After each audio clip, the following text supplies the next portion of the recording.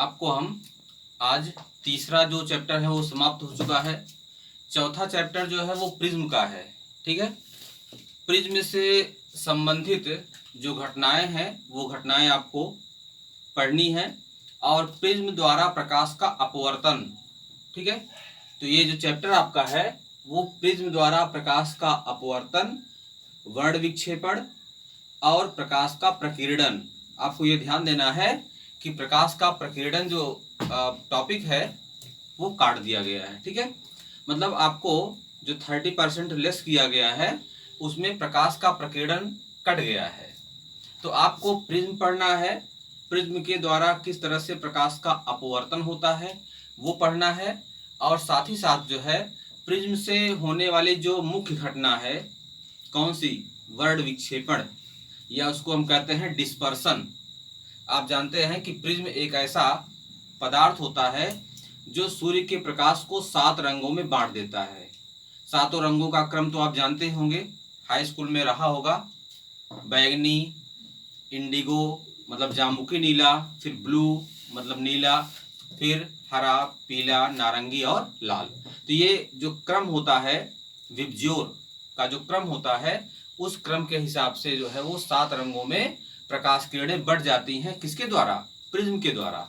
तो प्रिज्म की अपनी एक खासियत होती है, अपनी एक विशेषता होती है प्रिज्म की। ठीक है, तो प्रिज्म द्वारा अगर किसी पदार्थ का किसी प्रकाश के किरण का अपवर्तन हो रहा है तो उस अवस्था में प्रिज्म के पदार्थ का अपवर्तनांक निकालने का जो फार्मूला है वो हम डिराइव करेंगे। तो कहने का मतलब यहाँ पर आपको प्रिज्म के बारे में बेसिक जानकारी लेनी है। ठीक है, प्रिज्म कैसा होता है अगर आप ये जानना चाहें तो प्रिज्म की जो अनुप्रस्थ काट होती है, अनुप्रस्थ काट मतलब प्रिज्म आपका है उसको ऐसे ऊर्ध्वाधर काट दिया जाए, ठीक है, तो उसका जो ऊपर वाला भाग मिलेगा आपको वो त्रिभुजाकार मिलेगा।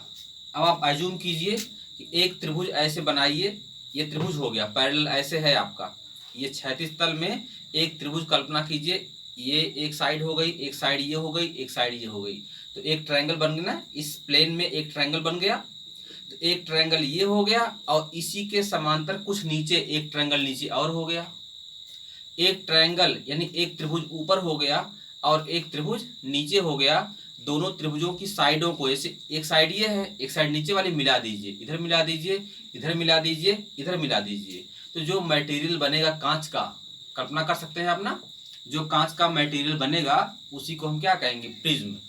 ठीक है, तो प्रिज्म जो है वह कांच की बनी हुई ऐसे ही त्रिभुजाकार आकृति होती है, 3 डायमेंशनल है, मतलब उसमें ऊंचाई भी होती है।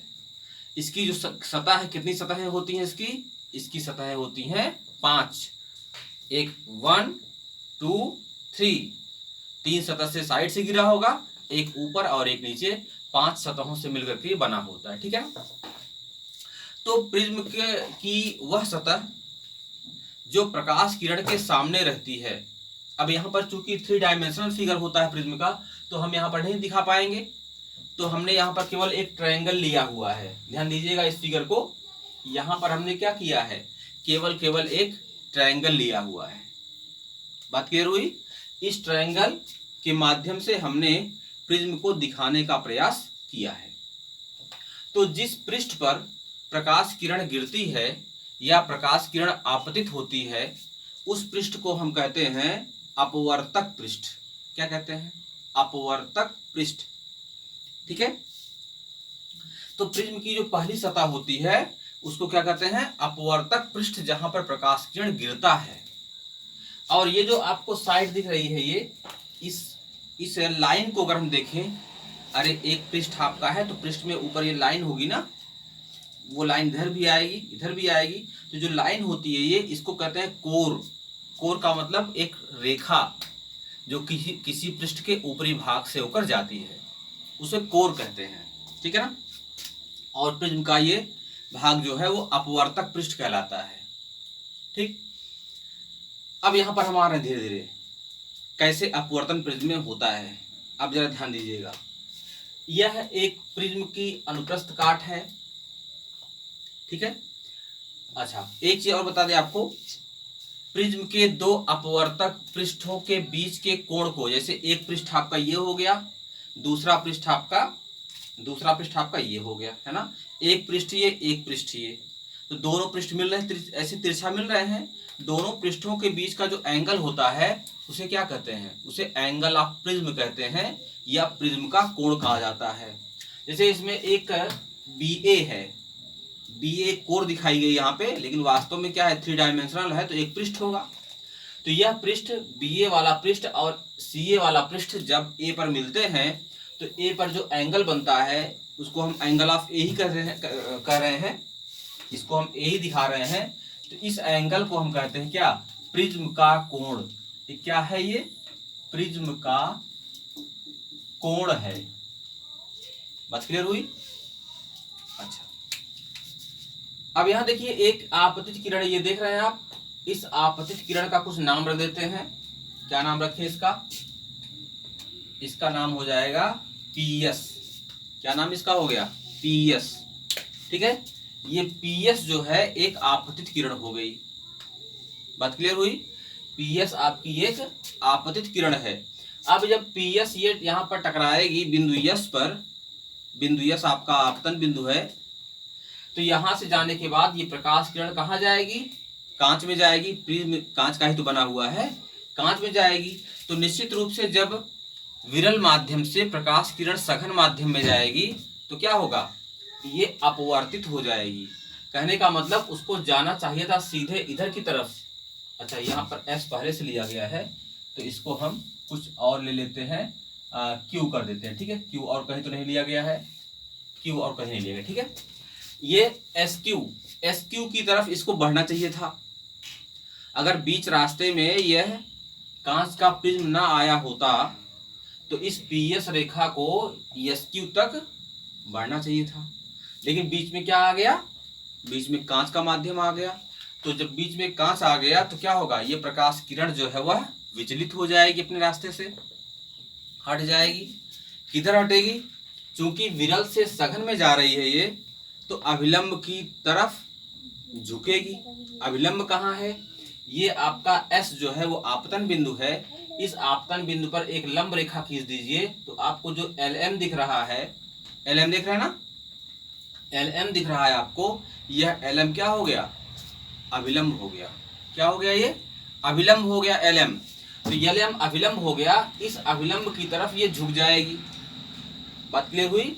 इस अभिलंब की ओर आकर के ये झुक जाएगी। ठीक है, तो ये जो SQ की तरफ जा रही थी वो थोड़ा सा झुक जाएगी, तो ST की दिशा में निकल जाएगी।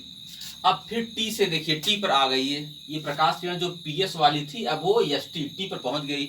अब जब T पे आ गई तो उसको निकलना चाहिए था यहाँ पर सीधे, लेकिन क्योंकि फिर यहाँ पे वायु आ गया तो माध्यम फिर चेंज हो रहा है। तो कांच से जब वायु में प्रकाश किरण जाएगी तो फिर से ये अभिलंब से दूर हटेगी, और जब ये अभिलंब से दूर हटेगी तो ये TU से होते हुए बाहर की तरफ निकल जाएगी। बात क्लियर हुई? तो पहले ये P से S की तरफ जाएगी, फिर S से T की तरफ जाएगी, फिर T से U की तरफ जाएगी। तो यहां पर क्या होगा? ये विचलन हो रहा है, डेविएशन हो रहा है। इस किरण को हम कहते हैं निर्गत किरण। क्या कहते हैं? निर्गत किरण, क्योंकि दो अपवर्तन के पश्चात ये प्रकाश किरण निकल रही है, इसको कहते हैं निर्गत किरण। अपवर्तित किरण भी कर सकते हैं, क्योंकि अपवर्तन घटना 2 बार हो रही है, एक बार यहाँ हो रही है, एक बार यहाँ हो रही है, तो ये लास्ट में जो निकल रहा है उसको हम क्या कहेंगे? निर्गत किरण कहेंगे। कोई दिक्कत नहीं ना? ये निर्गत किरण हो गई। अच्छा, अगर हम निर्गत किरण को पीछे की तरफ बढ़ाएं, किधर बढ़ाएं? पीछे की तरफ, तो निर्गत किरण जो आपकी TU है इसको पीछे की तरफ बढ़ाएं, और जो आपतित किरण है कौन सी है? PS, इस PS किरण को आगे की तरफ बढ़ाएं। ध्यान दीजिएगा, अगर हम आपतित किरण को आगे की तरफ बढ़ाएं और जो निर्गत किरण है उसको पीछे की तरफ बढ़ाएं, तो यह किरणें जो है परस्पर एक दूसरे को काटती हैं। आपतित किरण को आगे बढ़ाया हमने तो ये SQ की दिशा में चली गई किरण, और जो निर्गत किरण है उसको पीछे की तरफ बढ़ाएंगे तो यह जो TU वाली रेखा इसको पीछे बढ़ाएंगे तो ये दोनों किरणें काटेंगी। कहां पर काट रही हैं? आर बिंदु पर काट रही हैं। बात क्लियर हुई? तो जिस बिंदु पर यहां काटेंगी वहां पर एक कोण बनेगा, इस कोण को हम कहते हैं एंगल ऑफ डेविएशन या विचलन कोण कहते हैं। क्या कहते हैं इसको? विचलन कोण। तो यहां पर जो डेल्टा लिखा हुआ है ये कौन सा कोण है? ये डेल्टा आपका है विचलन कोण। कौन सा कोण है ये? विचलन कोण। डेल्टा आपका हो गया विचलन कोण। ठीक है। अब जो ये विचलन कोण है ये फिक्स नहीं रहता। अगर आप यहां पर आपतन कोण को घटाएंगे बढ़ाएंगे, यहां पर आपतन कोण क्या है? I1 है। I1 यहां पर आपतन कोण है, R1 यहां पे अपवर्तन कोण है, फिर यहां पर R2 जो है आपतन कोण है इस कांच और वायु पृष्ठ के लिए, फिर यहां पे I2 अपवर्तन कोण है। ठीक है। तो आपतन कोण, अपवर्तन कोण, फिर आपतन कोण, फिर अपवर्तन कोण।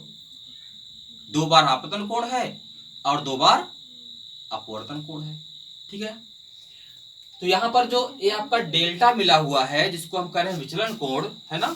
डेल्टा को हमने क्या कहा? डेल्टा आपका है विचलन कोण।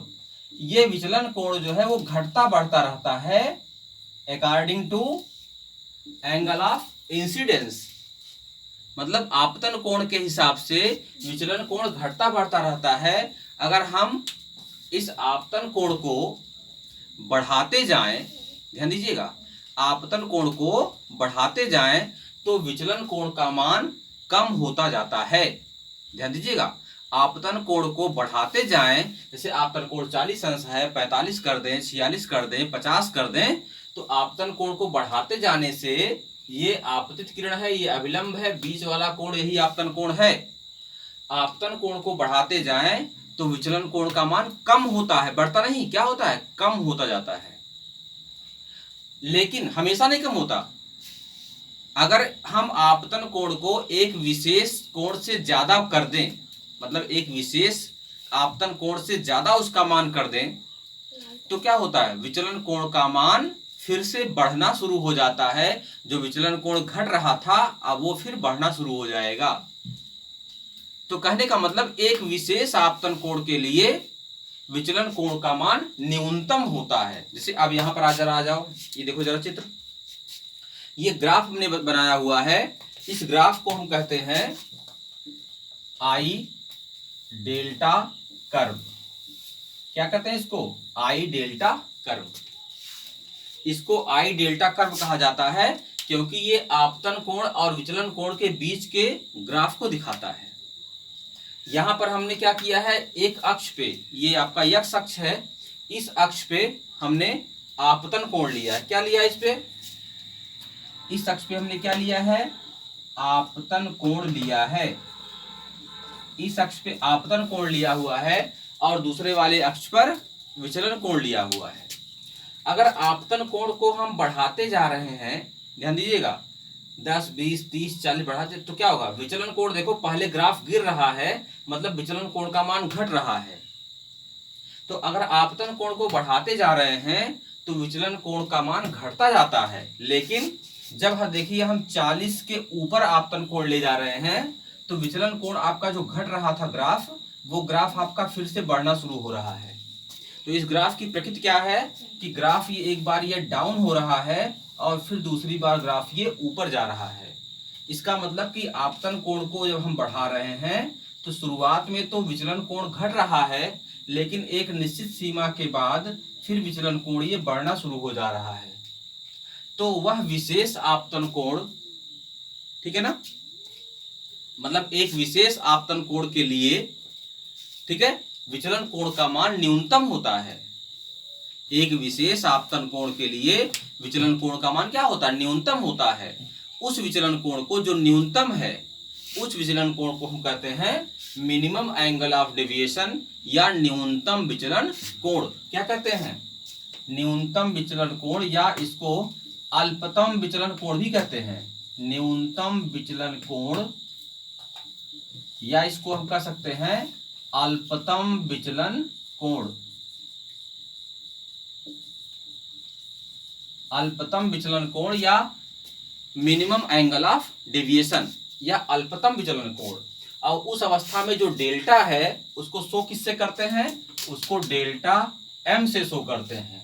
डेल्टा लिखकर नीचे एम लगा देंगे तो डेल्टा एम हो जाएगा। ये डेल्टा एम ही आपका जो है क्या है, अल्पतम विचलन कोण है। यहां तक क्लियर हो गया, कोई समस्या तो नहीं। कहने का मतलब विचलन आपतन कोण को बढ़ाते जाएंगे तो विचलन कोण का मान कम होता जाएगा, लेकिन एक विशेष आपतन कोण के लिए विचलन कोण का मान न्यूनतम होगा। पुनः आपतन कोण को अगर हम बढ़ा रहे हैं तो विचलन कोण का मान घटने की बजाय बढ़ना शुरू हो जाता है। तो विचलन कोण का जो न्यूनतम मान आया हुआ है उसे अल्पतम विचलन कोण कहा जाता है। अब अल्पतम विचलन की अवस्था में, अब जरा ध्यान दीजिएगा, अल्पतम विचलन की अवस्था में, अल्पतम विचलन की अवस्था में, अल्पतम विचलन की अवस्था में ध्यान दीजिएगा, ये दोनों फिगर समझ में आई गया होगा आपको। अल्पतम विचलन की अवस्था में क्या होता है कि जो ये एसटी लाइन देख रहे हैं आप, एसटी लाइन आपकी जो दिख रही है वह बीसी के पैरेलल होती है, ठीक है। नहीं तो अदरवाइज लाइन थोड़ी तिरछी होती है, एसटी ऊपर चला जाता है। लेकिन जब अल्पतम विचलन की अवस्था होती है तो उस अवस्था में क्या होता है, एसटी पैरेलल टू बीसी, एक कंडीशन हो गई है, ST parallel to BC, number एक। नंबर दो, अल्पतम विचलन की अवस्था में I1 जो आपतन कोण है, I2 जो निर्गत कोण है, यह दोनों कोण आपके बराबर हो जाते हैं, अर्थात I1 is equal to I2, I1 is equal to I2। दोनों को आप कोई एक आपतन कोण ले सकते हैं, दोनों को आप I लिख सकते हैं, I1 को भी I मान सकते हैं, I2 को भी I मान सकते हैं, ठीक है। तीसरी कंडीशन आपकी है, जब I1 बराबर हो जाएगा, ठीक है, और ये आपकी समांतर रेखा हो ही गई, जब ये समांतर रेखा हो जाएगी तो ये एंगल जो है और ये एंगल बराबर हो जाएंगे, संगत कोण हो जाएंगे। तब उस अवस्था में R1 और R2 भी बराबर हो जाएंगे। तीसरी कंडीशन में बता रहे हैं, तीसरी कंडीशन है, तीसरी कंडीशन की अवस्था में क्या होगा, R1 is equal to R2 और इसको R ले सकते हैं। अल्पतम विचलन की अवस्था में प्रिज्म में इन तीन नियमों का पालन होता है। पहला नियम है एसटी प्रोपोर्शनल टू बीसी, दूसरा नियम है कि आपतन कोण और अपवर्तन अर्थात निर्गत कोण I1 और I2, मतलब जिस कोण से वो प्रवेश करेगी उसी कोण से बाहर निकलेगी, I1 is equal to I2। और तीसरी कंडीशन ये है कि R1 is equal to R2 होता है, ठीक है। यहां तक कोई दिक्कत तो नहीं। चलिए ध्यान समझिएगा एक चीज, अब ध्यान दीजिए फिर से, यहां पर जो डेल्टा है, डेल्टा, अभी डेल्टा एम की बात नहीं करते, अभी डेल्टा लेते हैं, ठीक है। डेल्टा जो आपको दिख रहा है ये क्या है कि त्रिभुज यस आर टी पर निगाह लगाइए, त्रिभुज यस आर टी का ये बहिष्कोण है, दिख रहा है ना, त्रिभुज यस आर टी देख रहे हैं, त्रिभुज यस आर टी का बहिष्कोण है जो कि यस आर भुजा को आगे बढ़ाने पर प्राप्त हुआ है। तो ये जो आपका डेल्टा है वह यस आर टी का बहिष्कोण है, ठीक है। इसलिए क्या होता है, बहिष्कोण अपने सामने के दो अंतःकोणों के योग के बराबर होता है। उस अवस्था में जो डेल्टा आपका है, डेल्टा ये किसके बराबर होगा, ये बहिष्कोण अगर है तो ये अपने सामने के दो अंतःकोणों के, एक कोण हम ये ले रहे हैं, ये वाला कोण, दूसरा ये वाला कोण, तो नाम रख दे रहे हैं इसका, इसका नाम क्या है, एस, माफ कीजिएगा आर एस टी, और इसका नाम क्या है, are T S, angle R S T plus angle R T S, देख लीजिए। ये जो बहिष्कोण आपका डेल्टा है वो सामने के दो अंतःकोणों के योग के बराबर होगा, अर्थात delta is equal to angle R S T plus angle R T S, समझ गए। और यही डेल्टा इज इक्वल टू क्या हो जाएगा, आर एस टी देख रहे हैं ये वाला एंगल, इसको आप ऐसे कर सकते हैं, ध्यान दीजिएगा, पूरा एंगल ये माइनस R1 देख रहे हैं। अगर ये पूरा एंगल हमको प्राप्त हो जाए तो उसी में से R1 घटा देंगे तो आपको ये मिल जाएगा ना। और ये पूरा एंगल कितना है, अगर ये I1 है तो ये भी तो I1 होगा, अरे देखो ये रेखा इधर जा रही है, ये रेखा इधर जा रही है, तो ये दोनों पूरे जो है शीर्षाभिमुख कोण हो गए। क्या हो गए? वर्टिकली अपोजिट एंगल हो गए, शीर्षाभिमुख कोण हो गए। तो अगर ये I1 है तो पूरा क्या हो जाएगा? I1 हो जाएगा। तो इस I1 में से अगर ये R1 घटा देंगे हम, तो हमको मिल जाएगा ये I1 माइनस R1। तो हो जाएगा ये I1 माइनस R1। दिख रहा है? ये हो गया RS ठीक जगह हो गया ये। वैसे ये आपका R2 है। अगर इस पूरे एंगल में से मतलब RTM, इस पूरे एंगल में से R2 को सब्ट्रैक्ट कर दिया जाए, घटा दिया जाए, तो हमको ये एंगल मिल जाएगा। और एंगल RTM जो है ये पूरा एंगल किसके बराबर होगा? I2 बराबर होगा। तो इसकी जगह हम लिख सकते हैं I2 माइनस R2, ऐसे कर सकते हैं। ठीक है? या डेल्टा इज इक्वल टू हो जाएगा I1 प्लस I2। देखो इसको एक साथ ले रहे हैं। ये माइनस R1 है, ये माइनस R2 है, तो माइनस कॉमन लिया हमने, ये हो जाएगा R1 प्लस R2। ठीक है? इतना क्लियर? समझ बात आई है? अगर अल्पतम विचलन की अवस्था है, ध्यान दीजिए मेरी बात, अगर अल्पतम विचलन की अवस्था है, उस अवस्था में क्या होगा? डेल्टा को हम लिखेंगे डेल्टा m। अल्पतम विचलन की अवस्था बता रहा हूं, अल्पतम विचलन की अवस्था में डेल्टा को लिखेंगे डेल्टा m। उस अवस्था में, अल्पतम विचलन की अवस्था में डेल्टा को डेल्टा m लिखा जाता है। और I1 I2 दोनों बराबर होते हैं, दोनों I के बराबर होते हैं। I1 को भी I लिख सकते हैं, I2 को भी I लिख सकते हैं। तो I प्लस I हो जाएगा ये 2I माइनस R1 R2 दोनों बराबर होते हैं, दोनों R के इक्वल हैं, तो हो जाएगा R प्लस R 2R। बात क्लियर हो जाएगा तो ना? इसको यहीं पर जरा रोक दीजिए, समीकरण नंबर 1 हो गया है। या तो कोई समस्या तो नहीं ना? ठीक है? अच्छा, अब फिर जरा आ जाइए, चित्र आप ध्यान लगाइएगा, चित्र में आप जरा सा गड़बड़ी मत कीजिएगा। आप जरा चतुर्भुज पर निगाह लगाइए। कौन सा चतुर्भुज है? ASMT। ASMT एक चतुर्भुज है, दिख रहा है? ASMT एक ये चतुर्भुज है। चतुर्भुज के चारों कोणों का योगफल कितना होता है? आपको पता ही होगा, 360 अंश। किसी चतुर्भुज के चारों कोणों का योगफल 360 अंश होता है। ठीक है? उसमें यह कोण कितने अंश का है? 90 अंश का है।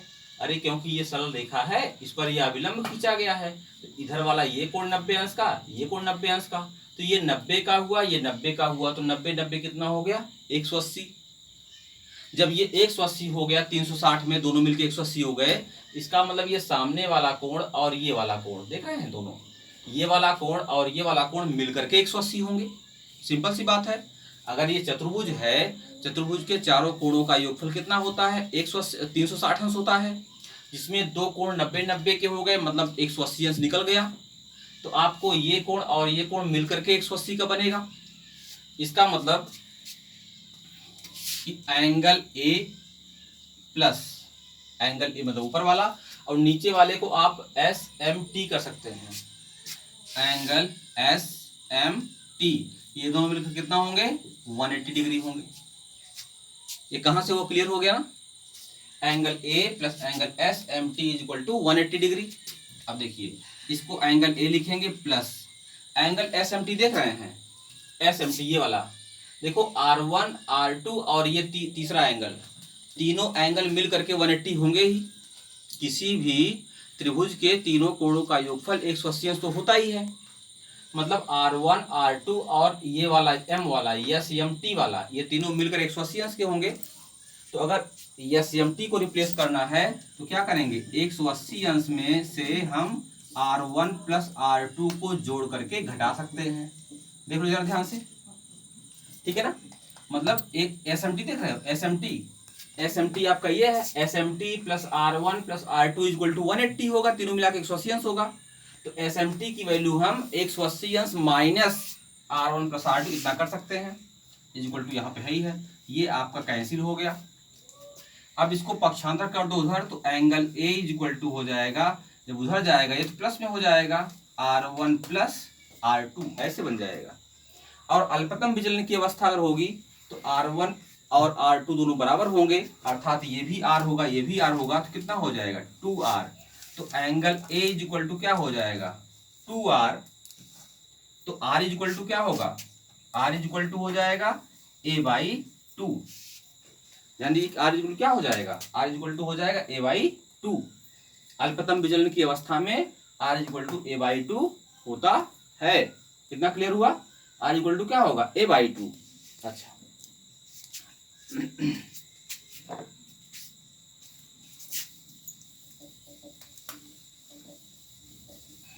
देखिए, अल्पतम विचलन की अवस्था में R इज इक्वल टू क्या होता है A/2 होता है। अब ध्यान दीजिए, R is equal to A/2 हो गया या 2R is equal to A हो गया, इसको ध्यान दीजिएगा, अभी इसकी आवश्यकता हमको है। समझ गए बात को। R is equal to A/2 है तो यहाँ रख सकते हो। समीकरण नंबर 1 पे ध्यान दीजिएगा, delta M is equal to 2I minus 2R, और 2R की वैल्यू क्या है, A के इक्वल है, तो यहाँ पर A कर सकते हो। पक्षांतर कर दीजिए इधर ला करके, तो 2I इज इक्वल टू, जब A को इधर ले आओगे दूसरे साइड में तो क्या हो जाएगा A प्लस डेल्टा M हो जाएगा। तो यहाँ से I इज इक्वल टू क्या हो जाएगा A plus delta M divide by 2। ये I की वैल्यू हो गई, और ये किसकी वैल्यू है, R की वैल्यू है। समझ रहे बात को, ये I की वैल्यू है और ये किसकी वैल्यू है, R की वैल्यू है। ठीक है, तो यहां पर अगर आप निकालें इस प्रिज्म के पदार्थ का क्या अपवर्तनांक है, तो स्नेल का नियम आपको पता होगा। अपवर्तन के दो नियम हैं, जिसमें पहले नियम को हम कहते हैं स्नेल का नियम। तो स्नेल के नियम के हिसाब से पहले माध्यम के सापेक्ष दूसरे माध्यम का जो अपवर्तनांक होता है n, वो आपतन कोण की ज्या अर्थात साइन I और अपवर्तन कोण की ज्या अर्थात साइन R, इन दोनों के रेशियो के बराबर होता है। स्नेल का नियम है। तो I1 और I2 को आपने I माना है, R1 R2 को आपने RR माना है अल्पतम विचलन की अवस्था में, तभी हम इसका यूज डेल्टा M का यूज कर रहे हैं। तो I की जगह पे हम रख दे रहे हैं सीधा उठा के, ये I है, यहाँ I की वैल्यू ये है, तो हो जाएगा N is equal to sine A plus delta M divide by 2। दिख रहा है किसकी वैल्यू है, I की वैल्यू सीधे रख दे रहे हैं हम इसको A plus delta M divide by 2 upon sign R है, R की वैल्यू यहाँ सीधे आ गई है A/2, हो जाएगा यह A/2। ये आपका हो गया प्रिज्म के पदार्थ के अपवर्तनांक का फार्मूला। इसको एक बार आप अच्छे से जो है सॉल्व कर लीजिएगा, जैसा हमने बताया स्टेप वाइज आप एक बार दो बार वीडियो देख लेंगे तो आपको अच्छे से पता हो जाएगा। आप इसको प्रैक्टिस कर लेंगे तो सॉल्व हो जाएगा आपका। ठीक है, n is equal to sine A plus delta M divide by 2 upon sine A/2। यह किसी प्रिज्म के पदार्थ के अपवर्तनांक का फार्मूला होता है। आपको क्वेश्चन मिलेगा, यही एक फार्मूला है इस चैप्टर में जिस पर क्वेश्चन आपको मिलेगा, और इस फार्मूले का यूज करके आप लगा सकते हैं कि प्रिज्म के पदार्थ का अपवर्तनांक कितना होगा। एक चीज आपको ध्यान देना है, थोड़ा सा आपको और बता दें कि कहीं कहीं पर क्वेश्चन आपको मिलेगा तो उसमें सीधे प्रिज्म न दे करके पतले प्रिज्म के लिए कहेगा। प्रश्न में लिखा रहेगा पतले प्रिज्म के लिए, तो जहां पर पतले शब्द लगा देगा पतले प्रिज्म के लिए, वहां पर आपको इस पूरे का यूज नहीं करना है, इस तरह सूत्र का यूज नहीं करना है, क्योंकि पतले प्रिज्म में क्या होता है कि आपतन कोण बहुत कम होता है, अपवर्तन कोण भी बहुत कम होगा। तो उस अवस्था में ये जो साइन के अंदर जो आपका कोणांक बना हुआ है, ठीक है ना, यह दोनों बहुत कम होंगे, और जब ये कोणांक कम होगा तो छोटे कोणों के लिए या अल्प कोणों के लिए sine theta is equal to theta होता है, sine I is equal to I होता है। ठीक है ना, चाहे साइन थीटा लिखिए चाहे थीटा लिखिए, जैसे साइन 0 होता है, साइन 0 मान 0 होता है। तो छोटे कोणों के लिए sine theta is equal to theta होता है। इसलिए जब भी आप प्रिज्म पतले प्रिज्म का प्रयोग करेंगे, यूज रहेगा, तो वहां पर क्या हो जाएगा, सूत्र यही हो जाएगा n इज इक्वल टू, तो जहां साइन थीटा है, ये पूरा थीटा समझिए इसको, वहां पर साइन न लगा करके साइन थीटा को हम केवल थीटा लिखेंगे, अर्थात यहां लिखेंगे A plus delta M divide by 2 अपान जहां पर ये साइन थीटा आपका है, साइन को हटा देंगे तो क्या लिखेंगे, a/2। तो जब ये उल्टा होगा तो 2 से 2 कैंसिल हो जाएगा, n इक्वल टू होगा a plus delta m divide by a। तिरछा उड़ा करेंगे तो a plus delta m equal to, तिरछा उड़ा करेंगे तो क्या होगा, n a हो जाएगा, या डेल्टा m इक्वल टू पक्षांतर करेंगे तो n a माइनस a हो जाएगा, या डेल्टा m इक्वल टू हो जाएगा n माइनस 1 इंटू a। इसी सूत्र का प्रयोग आप करेंगे। ये भी इंपॉर्टेंट फार्मूला है, पतले प्रिज्मों के लिए अपवर्तन का ये सूत्र यूज में लाया जाएगा। ठीक है, जहां पर प्रश्न में पतले प्रिज्मों के लिए दिया रहेगा आप ये सूत्र लगाएंगे, और नॉर्मली प्रिज्म का प्रयोग करने के लिए कहेगा तो आप ये सूत्र लगाएंगे। तो दोनों सूत्रों का जो आपको निगमन बताया गया है अच्छे से आप पढ़ लीजिएगा, और इस पर न्यूमेरिकल भी आप लगाइएगा, कम न्यूमेरिकल है। और जब चैप्टर खत्म हो जाए, कल आपको एक दिन के लिए और बचा हुआ है, ज़्यादा इसमें है नहीं, इस चैप्टर में बहुत कुछ ज़्यादा नहीं है। तो जब खत्म हो जाएगा तो आपको इस पर न्यूमेरिकल भी बताया जाएगा 1-2 दिन, तब तक आप प्रैक्टिस करते रहिए इसका। पिछले चैप्टर का जो न्यूमेरिकल है वो भी लगाते रहिए। ठीक है, आप खाली वक्त में बैठे मत रहिए, न्यूमेरिकल का प्रयोग, न्यूमेरिकल को लगाते रहिए, जो प्रॉब्लम क्रिएट हो उसको आप इकट्ठा किए रहिए। ठीक है ना, तो इसको आप अच्छे से पढ़ लीजिएगा।